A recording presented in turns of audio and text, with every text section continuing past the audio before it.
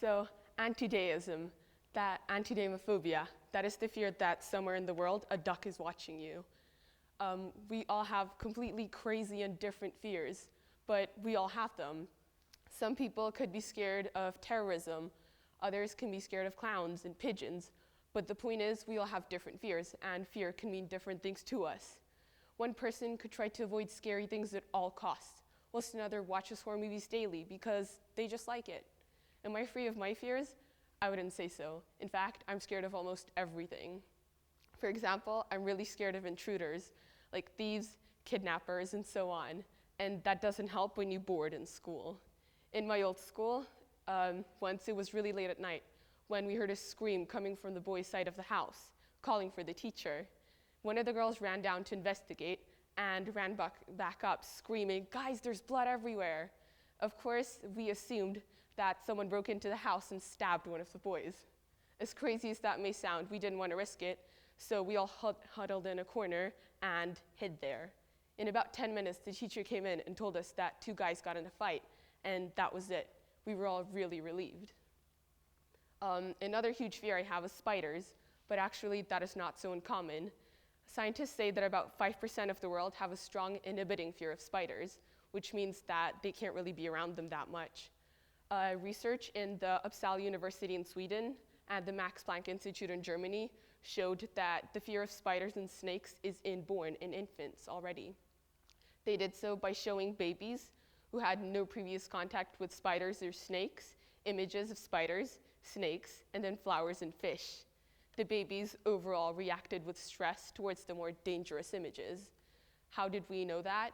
That is because the pupils of the babies grew larger when seeing the images of spiders and snakes, whilst they remained more or less the same when seeing flowers and fish. This shows that they were having stress because the pupils expanding is connected to the noradrenergic part of your brain, which also is responsible for stress. Also, there are other fears that are hardwired into our systems because over evolutionary time, our ancestors have faced potentially lethal danger in the domains of predation, intraspecific violence, contamination, contagion, also status loss, and finally, environmental disasters. However, the most basic fear is the fear of loud noises and looming objects. That's like someone jumping out from behind that door at you when you came in. This triggers an involuntary startle reflex, which causes you to jump back and be startled. Because of that, your brain gets ready for danger, triggering the fight or flight response, which I'm sure you're all familiar with. Because of this, a lot of horror games and horror movies exploit that by having a lot of jump scares, and that's how they get a lot of money, because they scare people with that. There are a lot of cons to fear as to why it can be a bad thing. For example, fear can scare you to death because adrenaline and calcium are poured into your heart cells and your heart beats faster. However, you can't keep that up for long, and if you can't calm down from a shock or you're too scared for a long period of time, adrenaline and calcium keep pouring in, causing your heart to tremble instead of beat. Because of this, you can get unconscious, and finally you can die if that happens for a long period of time. Another con for fear is that it can prevent you from living your best life. You can be not able to sleep before an exam, or you can not be able to do some fun activities like going to an escape room because you're claustrophobic, or jumping off a plane to skydive because you're too scared of heights. However, fear also has a lot of positives to it. In the olden times, we needed it to help us fight dangerous animals or other dangerous humans.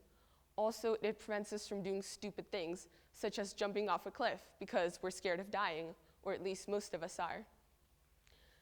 And so what can we do to make fear our friend and not an enemy? Well, a lot of people try to ignore their fear because they think that it's irrelevant to their life and they don't need to talk about it at all. However, talking about fear really helps people. Also, fear is better when people are together because if you're scared of dying, at least you won't be the only one who gets killed, right? But also, fear, psychologists say that when people are together, they feel more comfortable with their fears. For example, if somebody's scared of a spider, they're more likely to come in contact with it when they have their friends nearby to encourage them and help them along.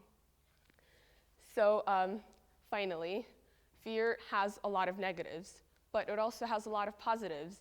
And to think that fear is horrible would not be correct, because we do need it in our lives sometimes, since it can trigger the fight or flight response, which actually helps us to be stronger and faster in real life.